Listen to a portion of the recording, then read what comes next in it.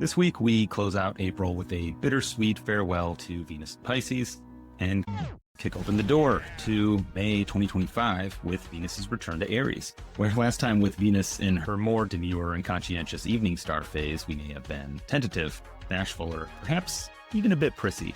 This time she means business. A match has been lit, the spark of something raw, passionate, and hungry. But enthusiasm and ambition alone aren't enough to turn a fleeting spark into a roaring inferno. It needs fuel. The month ahead isn't about sitting on the sidelines waiting for our turn. It's about seizing the moment, being willing to get your hands a little dirty. And one ain't bad enough to reach out and take it.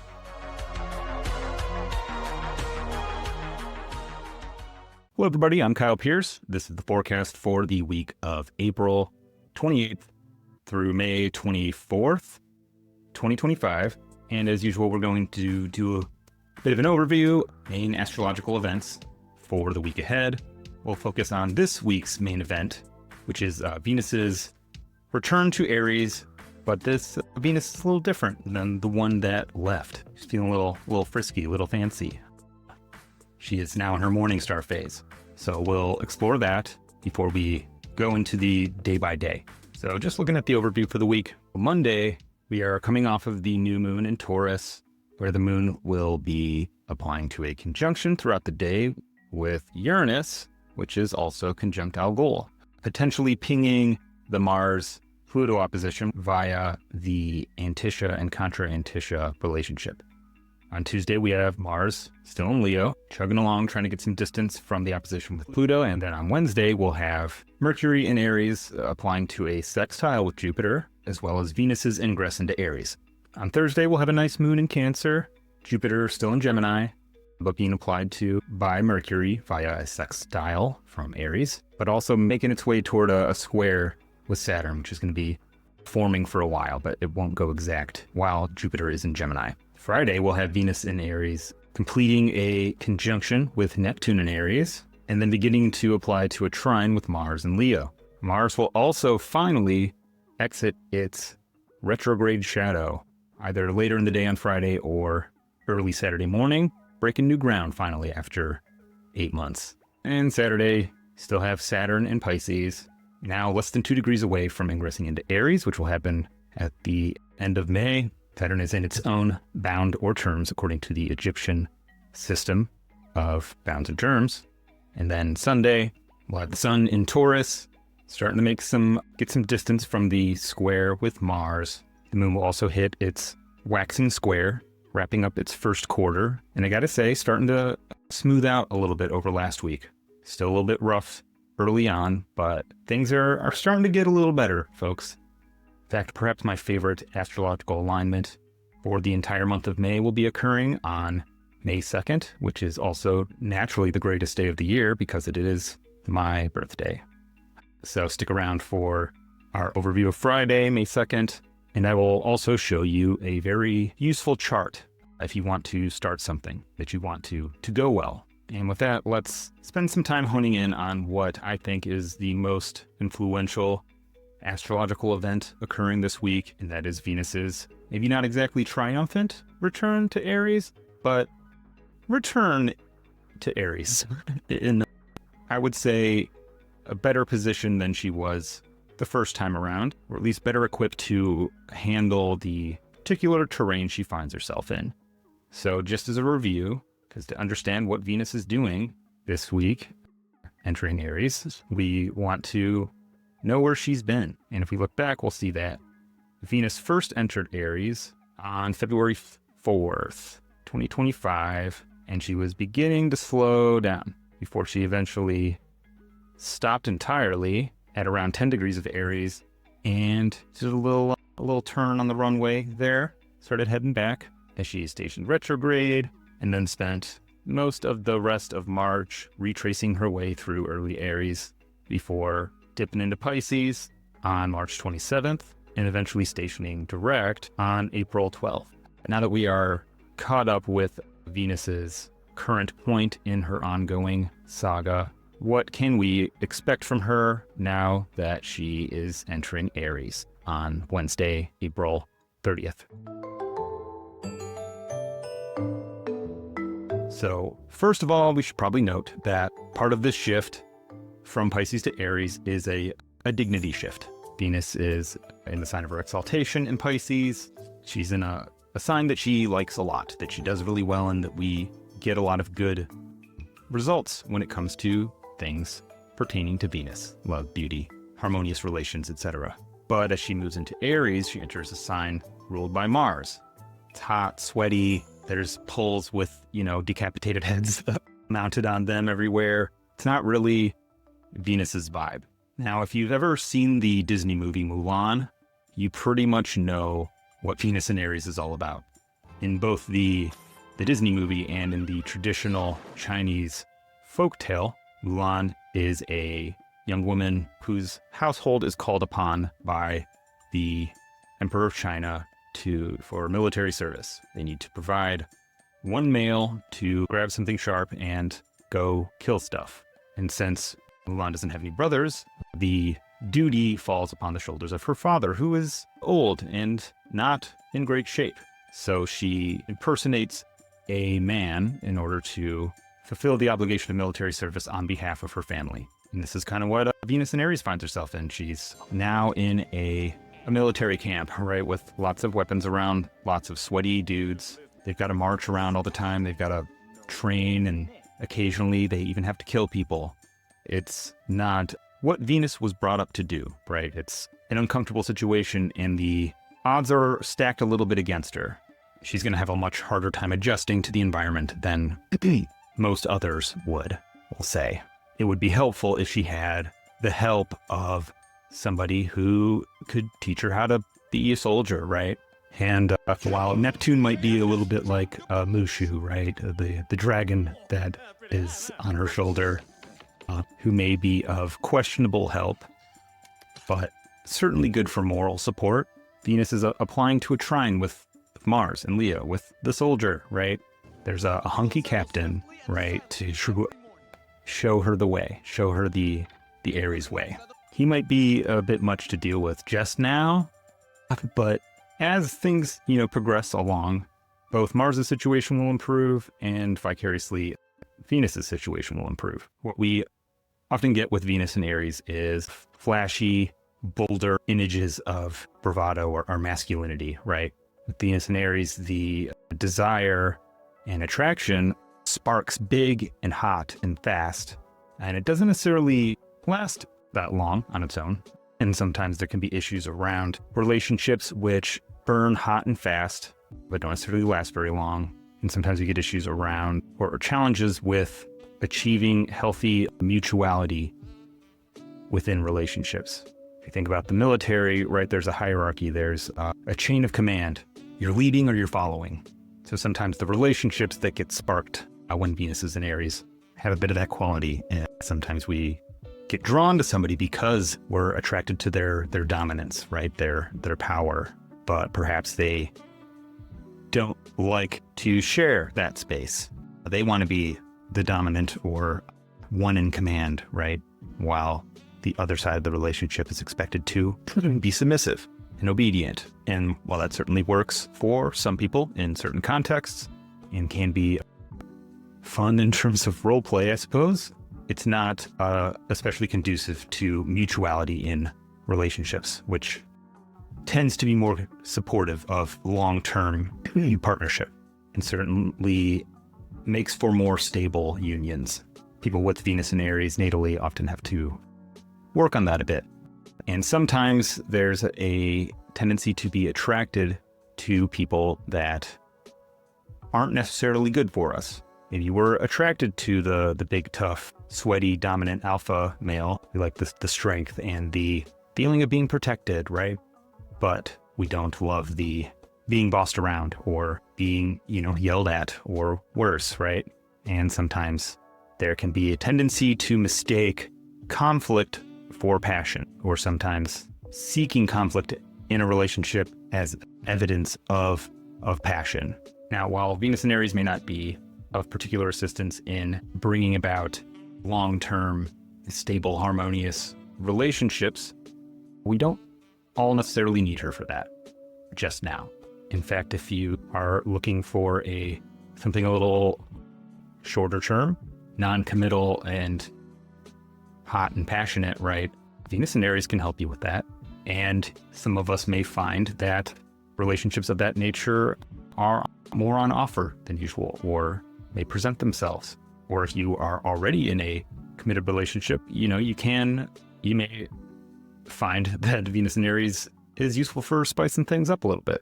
But what I especially like Venus and Aries for right now has to do with one of the reasons I think Venus is in a much better situation this time around. Back in February, when she last ingressed into Aries, she was an evening star in her evening star phase, preparing to station retrograde. People with Venus as an evening star in their birth charts tend to be, other factors aside, more focused on identifying what others enjoy, what others find desirable, and mirroring that to some degree.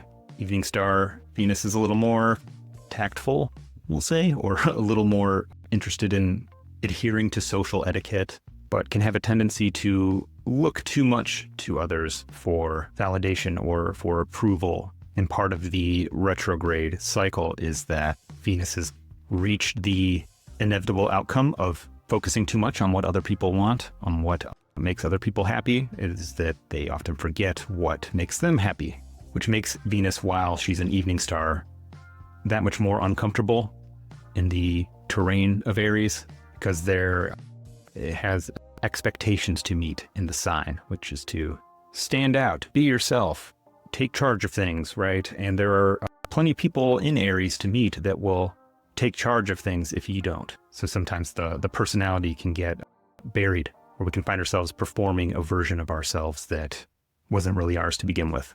Morning star Venus, on the other hand, is more independent, a little more focused on identifying what she wants, what we want as individuals, we find desirable, and drawing more of that towards us, finding the people that are more like us. And it's not that it's selfish, it's just more self-oriented, which isn't a bad thing. It's the other half of any two-person relationship.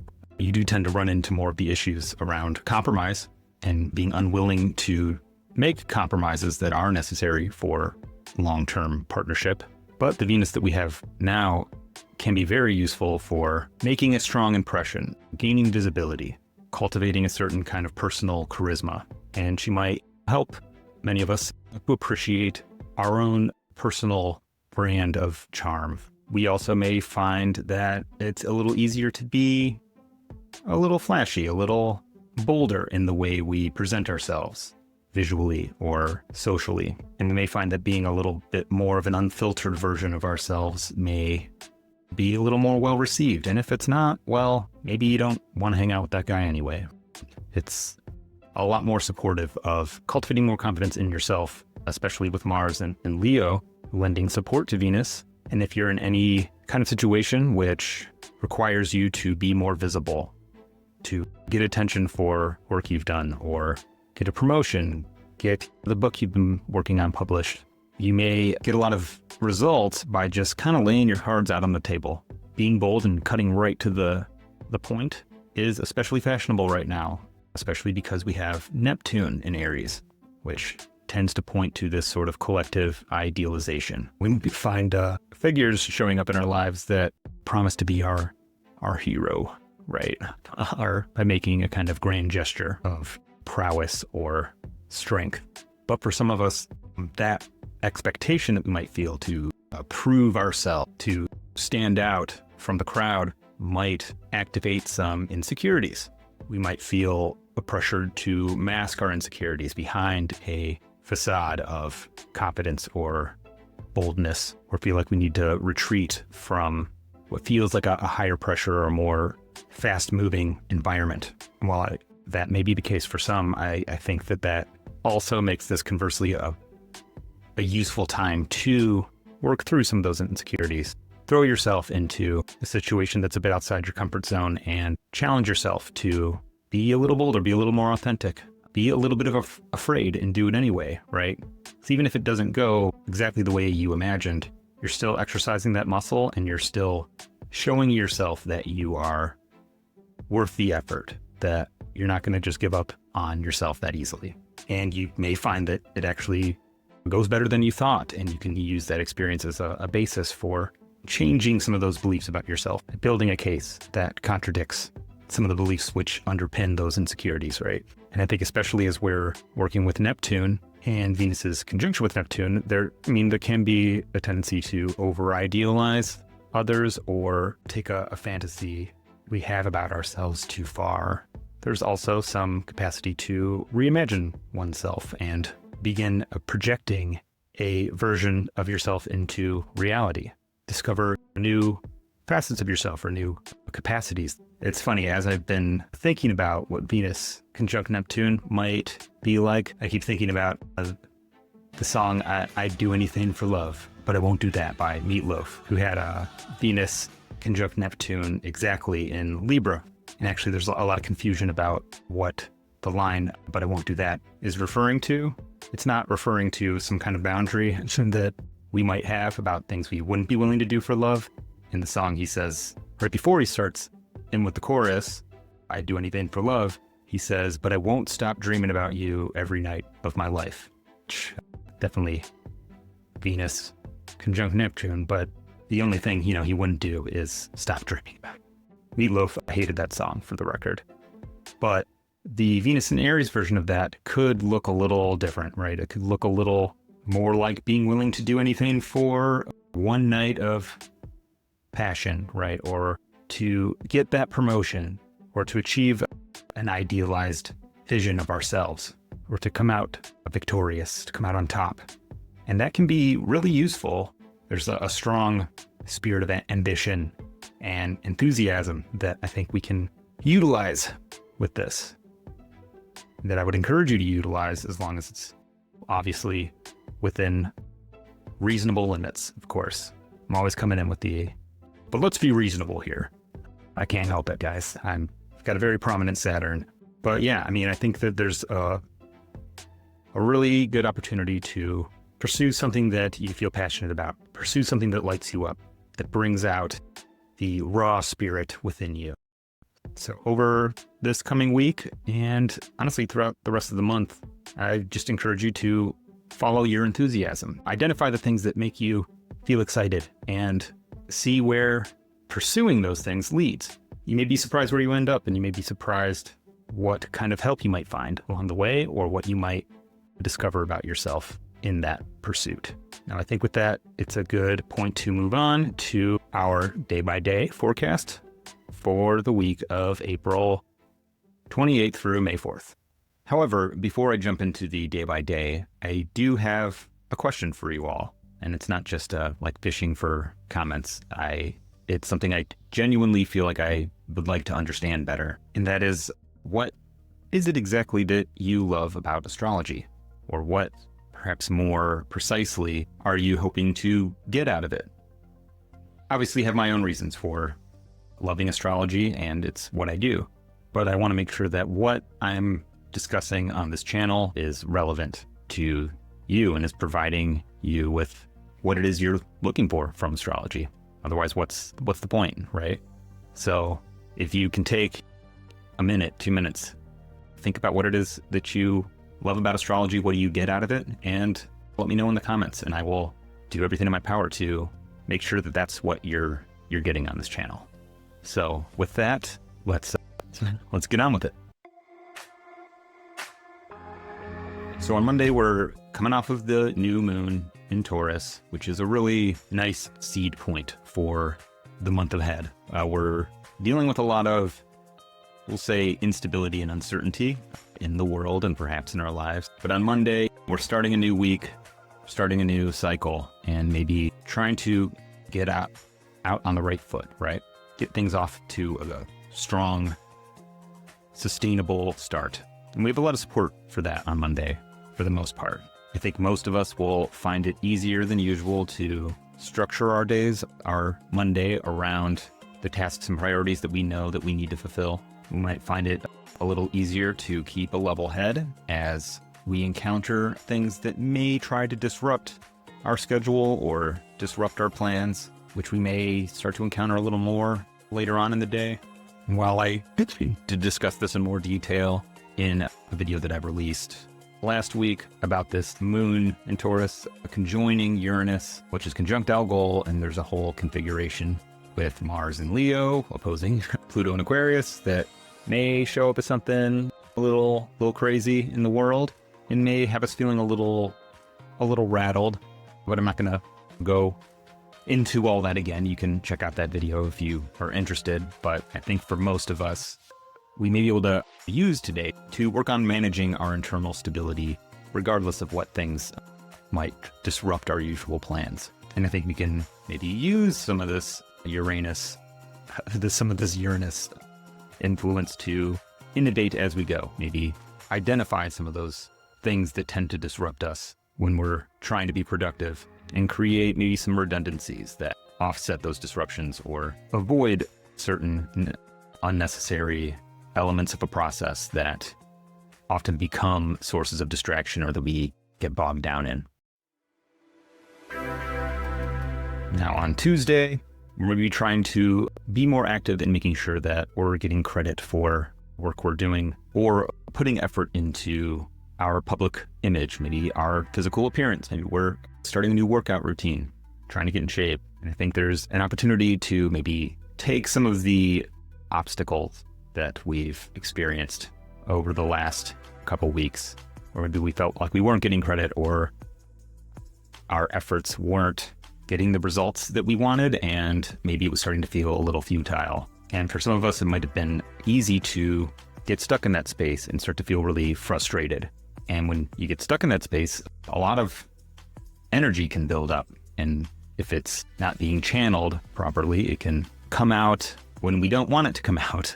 We might lash out at our boss, or we might start engaging in negative self-talk, right? We're pointing that frustration at ourselves, blaming ourselves for not being the kind of badasses that we want to be. But I think as we're maybe moving away from this opposition from Pluto and approaching the end of Mars's retrograde shadow, breaking into new ground, I think there's a good opportunity to start using those obstacles or those negating influences as kind of fuel. Mars, or the martial part of ourselves, needs something to overcome. Often we need to be challenged in order to grow or to discover new capacities. So I think if you have been feeling that kind of stagnant, thwarted, supervillain energy, it can be good to start small. Maybe start with something that is adjacent to where the specific roadblocks exist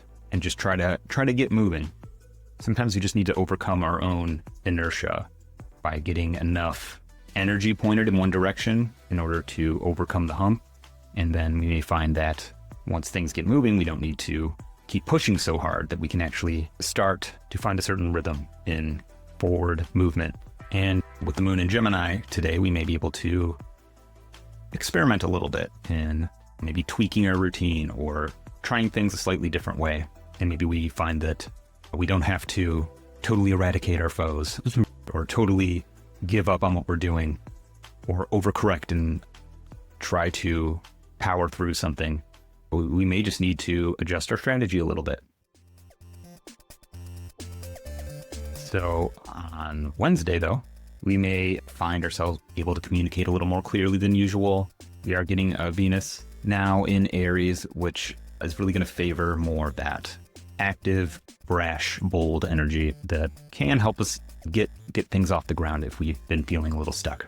And with Mercury in Aries, but in a part of Aries that many believe Mercury has some extra strength in. So Mercury's in its own bound, according to the Egyptian bounds and terms, right? We may find that we're getting the tools that we need to accomplish tasks which maybe require us to be a little braver than usual, or a little, we have to put ourselves on the chopping block a little more. We may be asked to take more risks with our communication, but we may be rewarded for it as well. As Mercury is applying to this sextile with Jupiter, and the moon is conjoining Jupiter in Gemini, which is really emphasizing this ability to make swift communication, communicate clearly and directly, and perhaps adapt to changes in circumstances but still keeping the momentum going in the direction that we're trying to go in. And we may be a little better able to trust our gut. If we get put on the spot and we have to make a quick split-second decision, we'll be able to make the best decision possible with the information that we have. Now on Thursday, you get some similar themes that we did for Wednesday.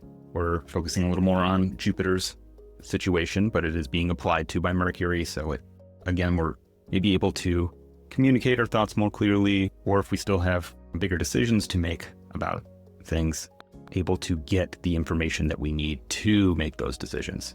Things are a little bit less immediate on Thursday. We're not necessarily being as pushed to immediate action or make final decisions. So we get some support in collecting different perspectives on a situation in order to make some of those more important decisions when the time does come to make them.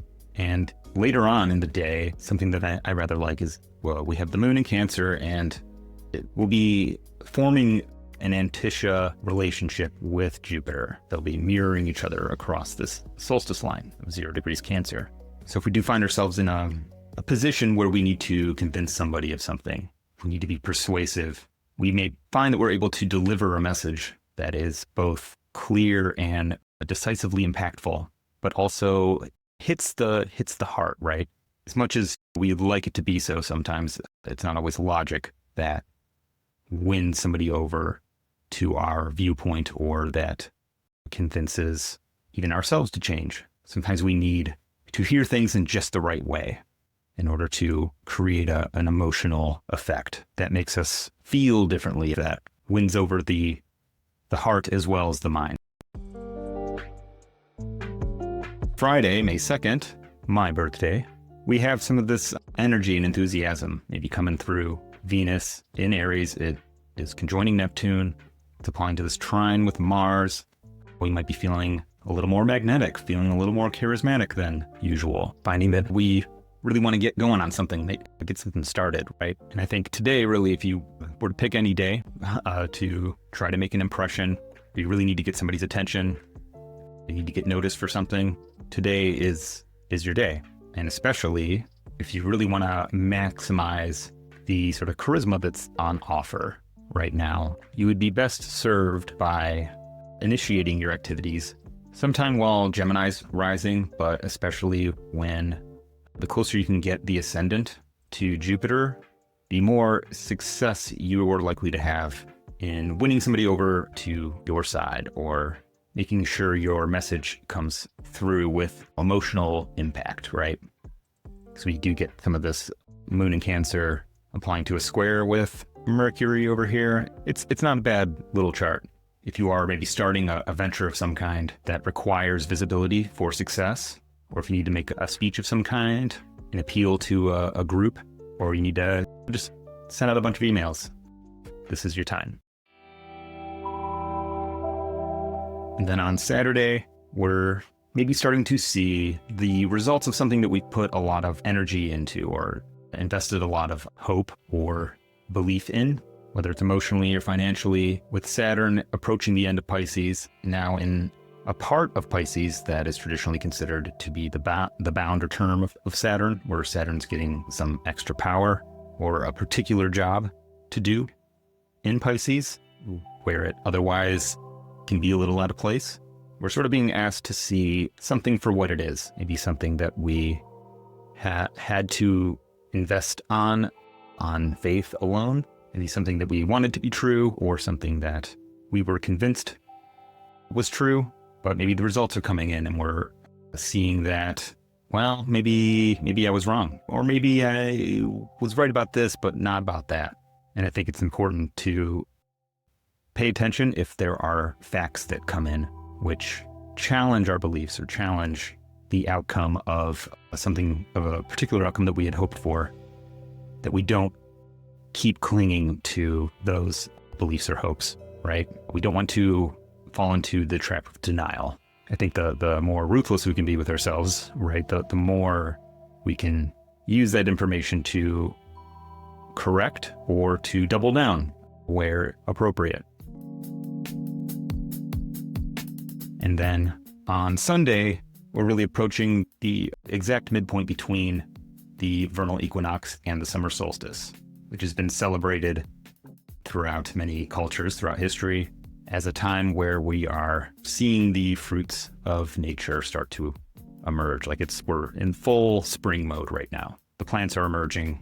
We're sowing our crops, if you will, and both enjoying the relief from winters past as well as the expectation and hope of the summer to come, but also trying to make sure that what we're investing our energy in, our effort in, is protected and well taken care of. And I think this is a good day to assess what it is that needs your day-to-day attention. This part of Taurus, where the sun is concerned with the kinds of things that we only need to put a little bit of time into every day, but will bear fruit over time. So it's a good day to ask, what would I like to see come into fruition over the next month, over the next year? And how can I start doing little things every day which feed that goal, which serve that long-term purpose? If we're trying to develop a new skill, or if we're trying to build a business or change something within our family dynamic, right? Those are usually not things that we change in a day. It's things which we build into our daily rituals and practice regularly. So I think Sunday, pick something that you want to change, or that you want to learn, or that you want to grow, and commit yourself to devoting 20 minutes to it every day. And if you do that consistently, I guarantee you next year, you'll see very visible, noticeable results. If you practice piano for 20 minutes every day for a year, I guarantee you will be a hell of a lot better of a piano player a year later than if you practice piano for 2 hours once a week. So I think with that, I'm going to call it a week. Thanks so much for watching. And if you want to do anything for me for my birthday, leave a comment, like the video, share it with somebody who you think might enjoy it. With that, have a great week, and I'll see you next time.